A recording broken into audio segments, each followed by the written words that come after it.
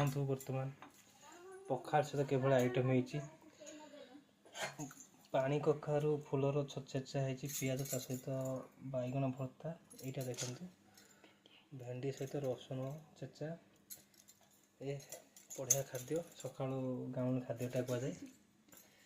आ पखाड़ भी देखा दूसरी पखाड़ बढ़ा यहाँ छोट किचन रूम देख केमिति ये छोट किचन रूम आमर जहाँ गाँवली स्टाइल एटा तो देखु केते जोर वर्षा होची बर्तमान देख बाहर वर्षा माड़ी आसलानी देखु ये बर्तमान मोर घर आनी बर्तमान पखाड़ गाड़ुंट अवश्य पखाड़टा देखते कि पखाड़ बहुत भल लगुच